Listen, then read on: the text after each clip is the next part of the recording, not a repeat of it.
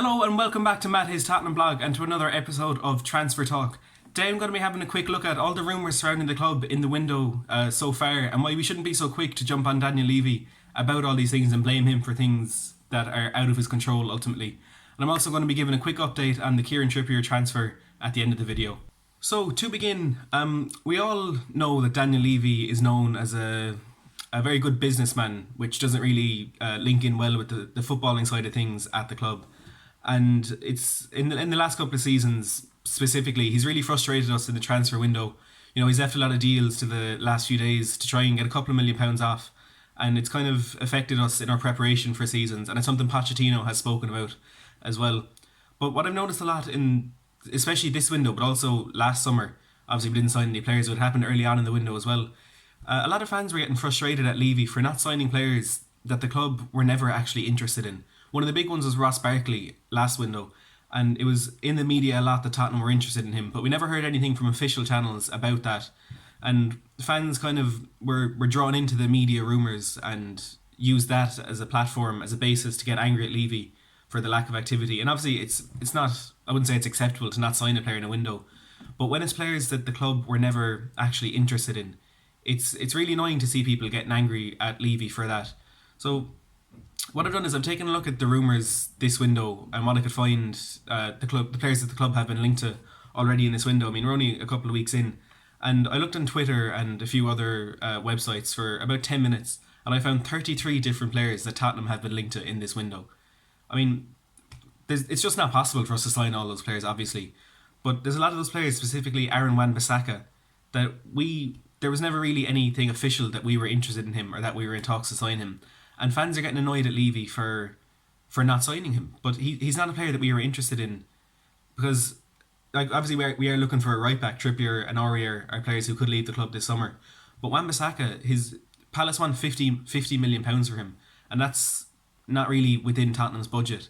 So it's not really fair for fans to be getting angry at Levy for that specific reason. I mean, there are other reasons why you can be angry at him.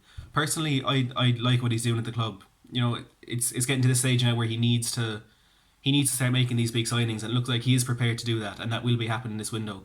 So personally, I don't have much of a problem with him of late, but there's a lot of fans who they're picking every little thing that's going wrong at the club and using that as a reason to say Levy out, Enoch out, and it's just not right.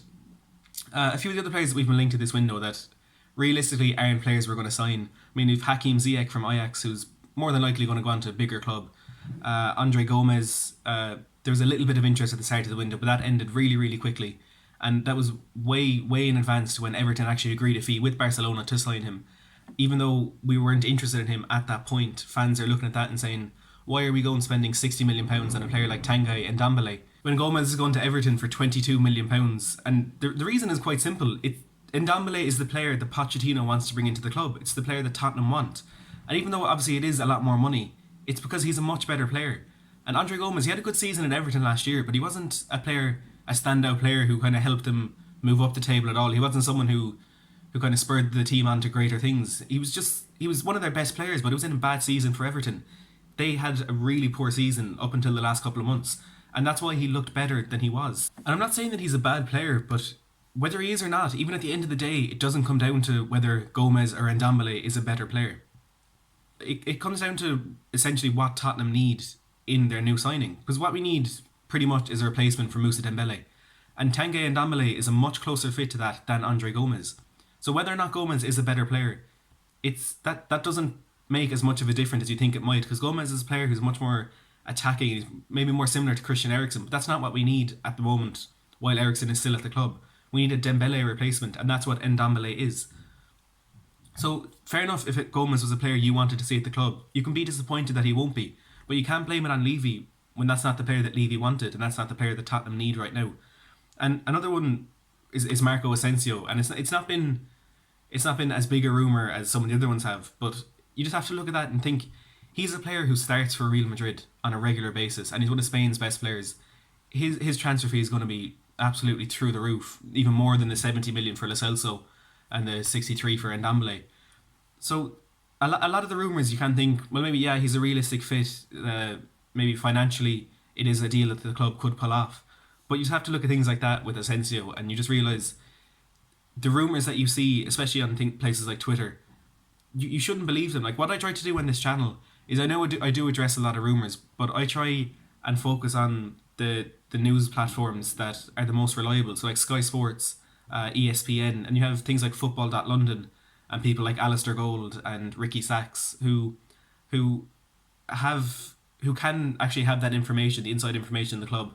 Obviously, not everything they say is going to be right, but they're just people who will know better than when you look at like tabloids like the Daily Mail and stuff like that, and especially the foreign ones like Marca, Bild in Germany, and L'Equipe in France. They might know more on the teams in Spain, France, Germany, but you can't really rely on them for information from Tottenham. So I do try and get the most reliable sources. And even though this isn't a news channel, it's more my opinions on these things. You can't focus your entire opinion on the transfer window on rumours that you read all over the place, because 33 players to be linked with in a couple of weeks, just it kind of shows you all you need to know.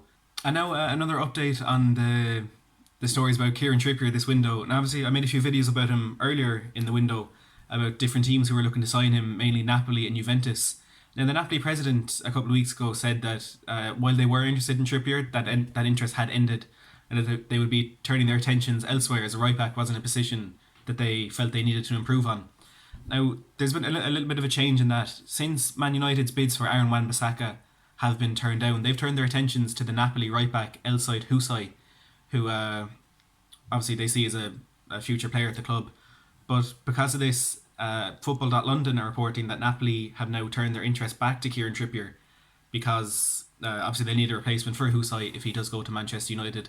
And obviously this deal depends on a lot of things. It is looking likely that United might complete the signing for Wan-Bissaka. They've agreed on a transfer fee of £50 million, but it's just how that's actually going to be paid is kind of what's holding the deal back at the moment. So this isn't something that might actually happen this window. It's not particularly realistic, but it is something that Football.London are reporting. Now, Trippier, as I've said before, disappointing season, but has the quality to be a good player. He showed that at the World Cup last summer and in the few seasons before that.